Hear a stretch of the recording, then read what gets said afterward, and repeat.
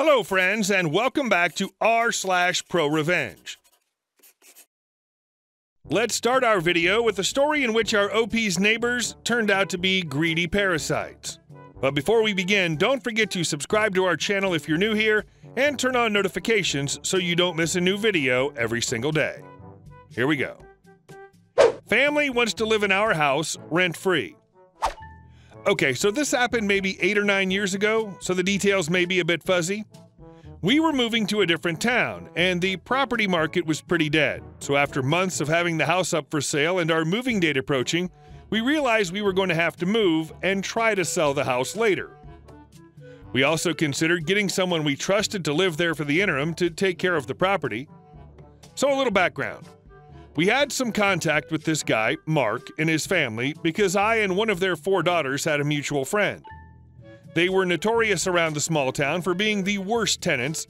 They'd gotten kicked out of houses they were renting several times, partly due to damaging the property, but mostly because Mark had a gambling addiction. They'd have 3 cars for a month, then he'd lose and the bank would reclaim them. They'd fall behind on rent, get evicted, etc., etc. And I assumed they were getting evicted again at the time. So Mark hears through the grapevine that we're moving and our house hasn't been sold yet. Him and his wife come to talk to my parents, like a formal sit-down kind of thing. They talk for over an hour, then leave. My parents tell us they asked if we'd let them live in our house rent-free until it's sold, and my dad, who's always looking for ways to help people, didn't say no immediately. He told Mark that we'd think about it and let them know. My parents weren't overly enthused at the idea because of the property damage and because they were also notoriously difficult to evict. They would ignore eviction notices as long as they could, drag their feet, etc., so when the house sold, it might be a pain to get them to move. Then, probably a couple of weeks later, the house unexpectedly sold before my dad had given Mark a definite answer. My parents were super relieved that they wouldn't have to have the awkward conversation of, "We don't want you to live in our house." I mean, no one could have a problem with it if the house had actually sold, right? Wrong. My dad goes to tell Mark that the house had sold and would no longer be available, and Mark blows up, starts cussing my dad out, invoking heaven's wrath, literally, saying that God would punish my dad for not helping his neighbor in their time of need. My dad shouldn't have offered if he was just going to take it back. He hadn't offered. My dad was the worst person he'd ever met, and God would judge him. A month or so later, my dad encounters Mark again somewhere in town, and he gets the same spiel again, loudly, in public. Hang on, the suggested agreement was to live there rent-free until it was sold. So technically you were agreeing to their terms. God can't touch you. And our second story. Theft of government property is unacceptable. As a young Marine on deployment in Fallujah, Iraq in 2007, we're on Quick React Force and Personnel Security for EOD. We need to be able to be out and ready to respond to any calls for backup or bomb disposal in minutes, so seconds count type crap. We also have a first sergeant who came to us from an admin company and he acts according. Real by-the-book guy, which isn't always the best in a combat zone. He wants us to set up a defensive perimeter when we come back to the main camp for resupply from whatever hellhole they sent us to. We ignore him since we're already inside a secure perimeter, and we're only there for a very short time, and we aren't gone from the trucks for longer than a few minutes, maybe 10 at the most. His insane reasoning? The theft of government property is unacceptable, Marines. We're months into the deployment and no troubles. Then crap starts to go missing from our trucks. But no one who's going to get their nose broken if they get caught would bother stealing. So one night I grab my buddy and we lay a trap. We take the razor wire off our trucks and weave it through them and all around them. Then we wait, in the dark, back where we can't be seen. Almost immediately it appears the spider has caught a couple flies. The blue streak starts, the threats start. Court-martial this and son of a bee that. So we mosey over, casual as F, and say, "Halt, who goes there? And put your hands up in advance to be recognized." The reply we get, "It's the GD First Sergeant. Get me the F out of here, you mother effers." Our reply, "First Sergeant, the theft of government property is unacceptable. What are you doing?" He left us alone after that. Yeah, man, he's lucky all he got for his troubles was a stay in a razor wire spider web. And our third story. Never mess with the landlord, then ask for a reference. So I'm a property manager of the house I live at for discounted rent. This means that I'm in charge of taking care of the property, finding tenants, making sure rent gets paid on time, basic things that a property manager does.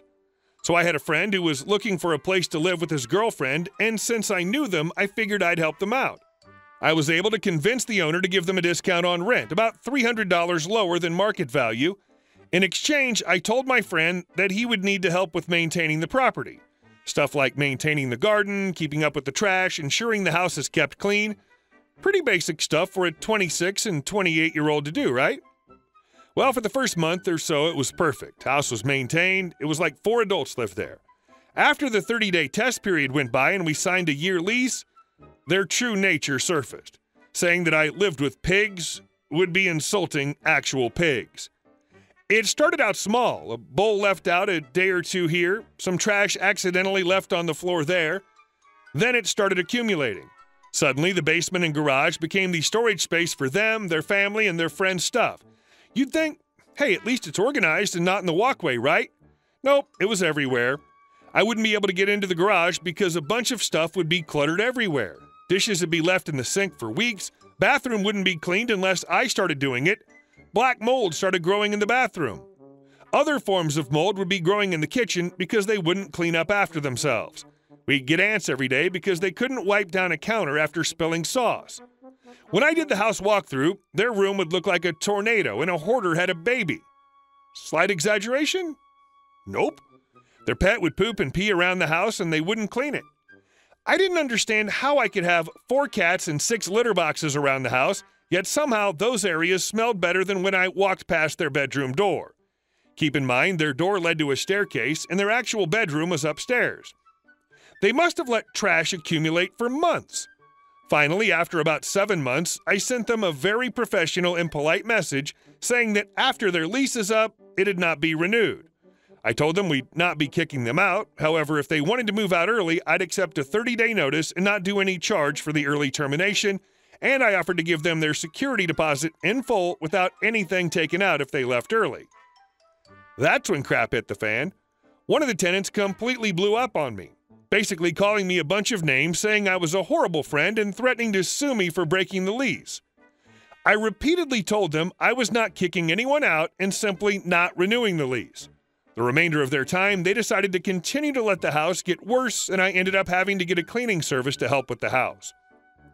2 months prior to their lease ending, they were several weeks late with rent and coming up with an excuse every time I asked. They gave me their 30-day notice, then told me that because they did me a favor of moving out early, I should waive their rent for the last 2 months. I was livid, but wanted to get them out, so I paid the owner the money to get them out, costing me an extra $2,100 I shouldn't have had to pay. These people decided that since I apparently owed them more favors, they weren't going to change their address, so it just looks like they have a longer residence. So we kept getting their mail for months, which I would just return it to the mailman. Then one of the former tenants sent me a message asking me to be their reference for when they apply for apartments, as they've been saying they still live with me. Why, of course I'll be your reference. I started getting emails daily asking questions about said tenants and whether I would rent to them again. Some of them would include personal statements on what they said about themselves as tenants and asked me if I agreed with them. I dutifully did what my prior tenants asked. In fact, I'd say I went above and beyond. I answered the reference questions with complete honesty and even included pictures of the state of the house in conversations. I took every phone interview that was requested. It was quite satisfying hearing the other property managers thank me for my honesty. Last I heard, they're living in someone's basement for almost double what it's worth. You did good for this world. And our last story. Pay me money or lose your client.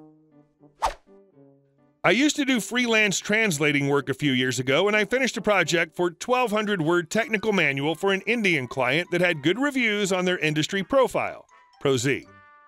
Now, normally, payment for freelance transactions can range from 30 to 60 days, and under my contract, they had 60 days to pay for the amount. Fast forward to the 65th day since I delivered the project, and I didn't hear anything from them. After multiple phone calls, emails, and Skype messages, I received no word from the client, so I decided to give up, write a negative review on ProZ, and move on. After about 6 months, I get an email from the same company asking me to complete another translation project. I guess they'd forgotten about me. Now, here's an opportunity, I thought. I took on the assignment, completed it on time, except when it was time to send in the assignment, I didn't, and waited. Surely enough, a couple hours from the deadline, the translation company was frantically trying to reach me, sending multiple emails, and even going so far as trying to call my American number. They were freaking out because the project was due for their client on the very same day, and if they didn't get it, they would lose their business with them. I gladly responded, saying, "Hey, remember that freelancer you stood up 6 months ago? Yeah, that's me. I have your project ready to go, but you need to pay me for my previous work plus interest, as well as for this assignment before you get the project." And what do you know? The money was in my account half an hour later. I'd really like to know what goes through people's heads when they do things like this. They're obviously in the wrong, but do it anyway. Good on you, OP. Hey guys, thank you all for watching the video. I'll see you in the next one.